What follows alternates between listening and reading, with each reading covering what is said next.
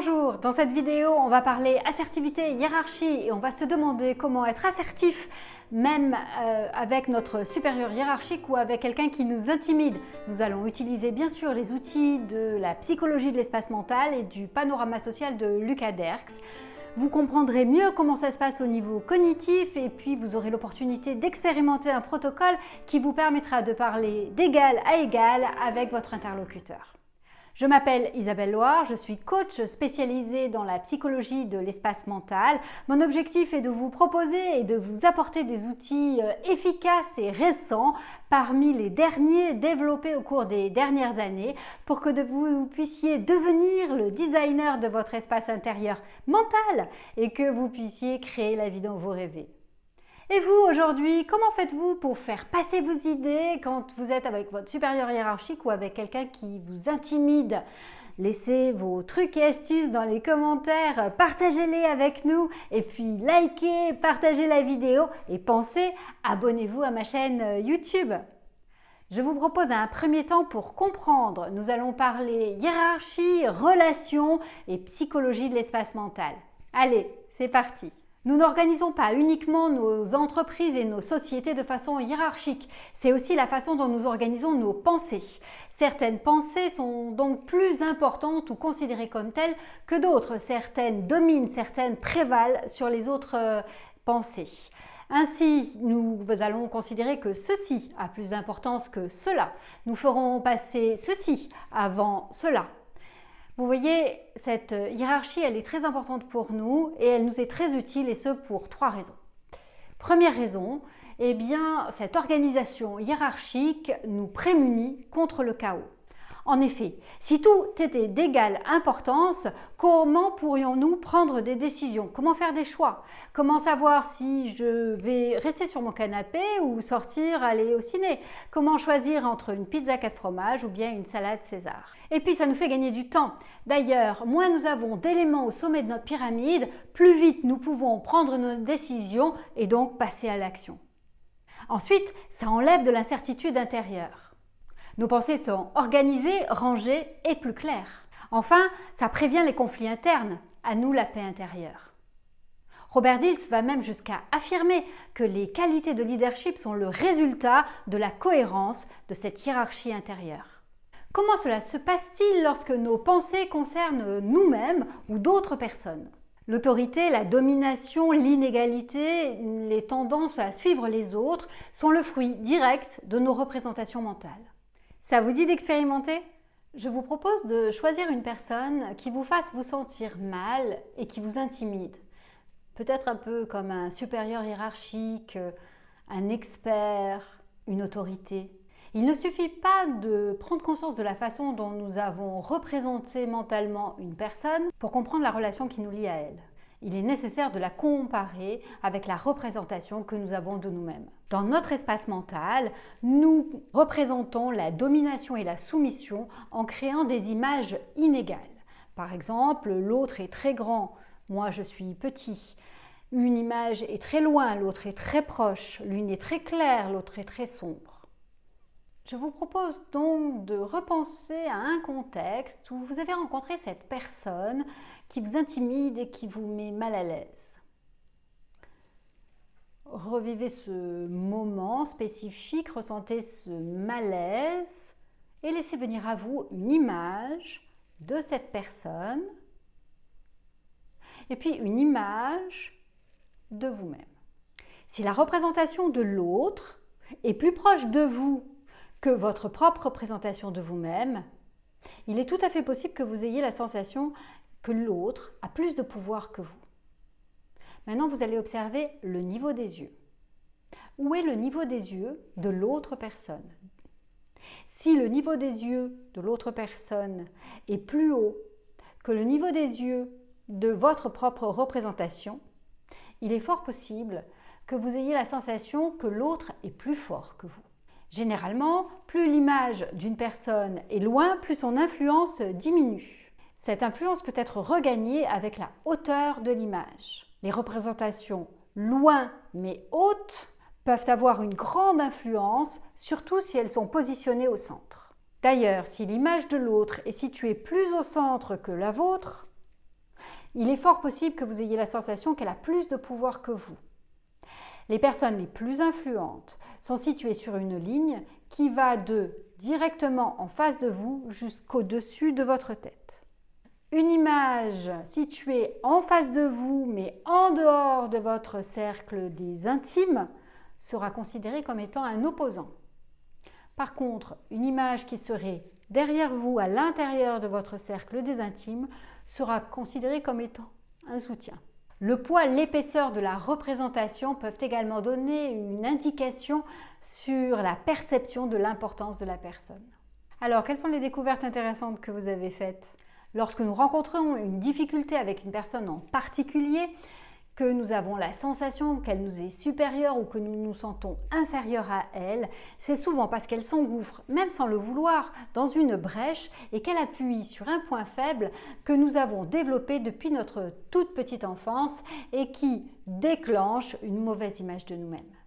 Alors comment faire? Prêt à expérimenter de nouveau? Identifiez un contexte récent pendant lequel vous avez la sensation d'avoir été trop gentil, voire même soumis. Vous vous êtes peut-être senti inférieur à l'autre. Ce que vous souhaiteriez, c'est pouvoir échanger d'égal à égal avec cette personne. Vérifiez qu'il n'y a pas de risque à ça. Parfois, les personnes ont l'habitude d'une certaine déférence de la part de leurs interlocuteurs, c'est-à-dire qu'on leur concède une certaine considération ou des marques de respect particuliers. Donc vérifiez bien que si vous parlez d'égal à égal avec cette personne, eh bien elle ne vous en voudra pas, elle ne vous en tiendra pas rigueur et elle n'aura pas d'action qui pourrait aller en votre défaveur. S'il n'y a pas d'inconvénient, s'il n'y a pas de risque, continuez cette vidéo. S'il y avait des risques, eh bien listez ces risques et faites en sorte que vous puissiez poser des actions qui vous en prémunissent. Nous appellerons cette personne la personne A. Étape numéro 1, nous allons identifier les images mentales. Prenez un temps pour vous installer à l'intérieur de vous. Prenez une profonde inspiration. Repensez à cette situation, ce moment où vous avez rencontré la personne A et ressentez ce malaise que vous avez ressenti à ce moment-là. Tout en ressentant ce malaise, ce sentiment peut-être d'infériorité, de soumission, laissez venir à vous une image, c'est-à-dire l'image de la personne A. Alors que vous regardez l'image de cette personne A, identifiez où elle se situe dans un espace autour de vous. Si vous étiez au milieu d'une horloge, diriez-vous qu'elle est face à vous, c'est-à-dire à midi? Diriez-vous qu'elle est complètement derrière vous, c'est-à-dire à 6 heures? Sur l'un des côtés, à 3 heures, 9 heures, ou encore ailleurs. Identifiez quelle est la distance de cette image par rapport à vous. Est-elle très proche? Longueur d'un bras? Plus loin encore? Identifiez la hauteur de l'image. Est-elle à votre niveau? Beaucoup plus haut? Identifiez sa taille. Est-elle timbre-poste? Ou une très grande image? Laissez venir à vous maintenant une image de vous-même et faites le même travail. Alors que vous regardez votre image de vous-même, où est située cette image? Midi, 6 heures, 3 heures, 9 heures. À quelle distance est-elle de vous? Quelle est la taille de cette image? Et observez déjà un petit peu les différences entre l'image de A et votre image. Maintenant, il est temps de passer à l'étape numéro 2. Nous allons maintenant renforcer votre propre image. Vous allez commencer par évaluer l'intensité de votre ressenti lorsque vous regardez votre propre image. Diriez-vous de 1 à 10? De 1, c'est pas terrible comme ressenti. À 10, je me sens extrêmement bien et confiant. Identifiez et retenez. Je souhaite que la qualité de votre ressenti soit la plus agréable possible. Pour cela, agrandissez l'image de vous. Faites en sorte que le niveau des yeux de votre image, de vous dans cette image, soit légèrement au-dessus de la ligne d'horizon. Positionnez l'image bien en face de vous, à une longueur d'1 mètre à peu près. L'image doit faire une taille réelle, à peu près. Imaginez maintenant un lien entre cette image de vous qui est à 1 mètre bien au centre, à peu près de taille réelle. Imaginez un lien qui part de cette image à votre ressenti de vous. Peut-être quand vous pensez à vous, quand vous sentez vous-même, ce ressenti peut être dans la poitrine ou bien dans le ventre. Imaginez un lien entre cette image et votre poitrine ou votre ventre. Alors qu'il y a ce lien que vous pouvez voir, vous allez agrandir ce lien de façon à ce qu'il devienne comme un tuyau avec un diamètre à peu près de 10 cm. Alors que vous pouvez voir ce tuyau entre l'image et vous-même, vous pouvez également imaginer l'énergie qui circule entre vous et cette image. Et vous pouvez voir et sentir cette énergie qui circule entre votre image de vous et vous-même. Vous allez maintenant rendre l'image de vous-même encore plus lumineuse, un petit peu comme si elle baignait dans un rayon de soleil, comme s'il y avait un spot qui l'éclairait. Voyez cette image encore plus lumineuse. Évaluez de nouveau la qualité de votre ressenti qui normalement s'est grandement améliorée.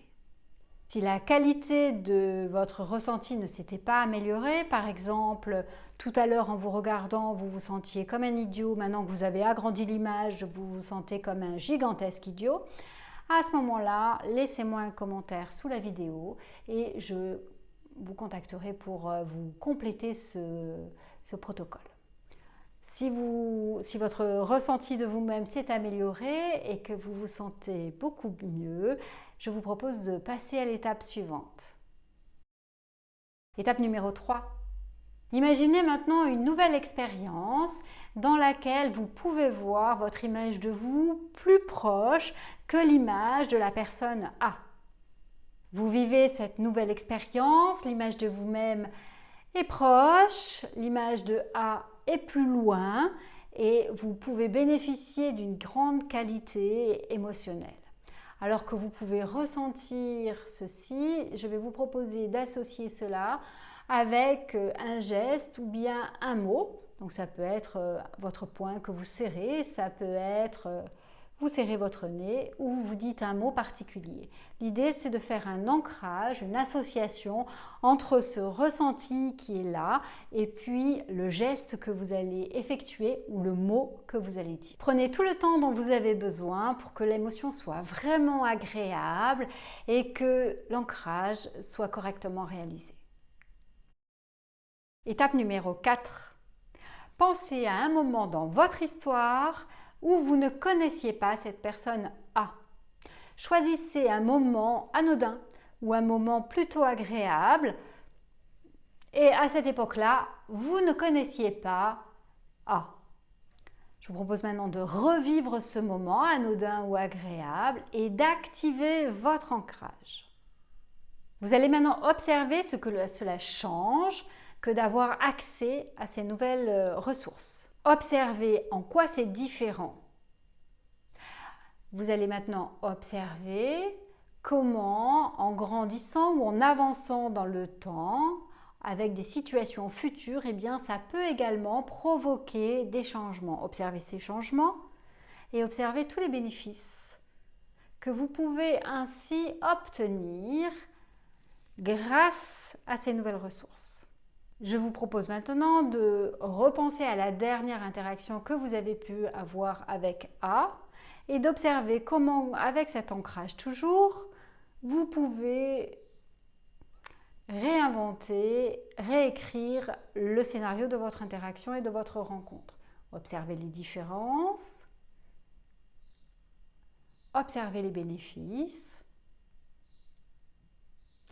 Quelles leçons pouvez-vous apprendre de cette situation et de ce changement d'histoire?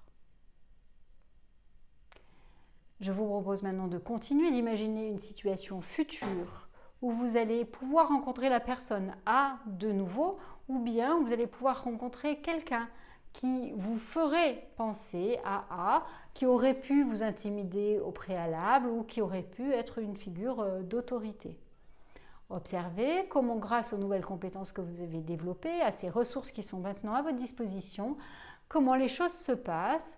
Observez en quoi c'est bien différent de ce qui avait pu avoir lieu lorsque la première fois vous aviez rencontré A. Bravo! Vous savez désormais que la hiérarchie peut être très utile, même au niveau de notre construction mentale. Vous savez également que ce ne sont que des constructions mentales, ce n'est pas la vérité. Nous pouvons donc les modifier à notre bénéfice autant que nous le souhaitons, de façon à ce que ces constructions mentales, cette hiérarchie mentale, nous soient favorables et soient un soutien dans notre vie. Laissez des commentaires sur cette vidéo, pensez liker, commenter et partagez la vidéo si elle vous a semblé utile. À très bientôt, merci. Au revoir.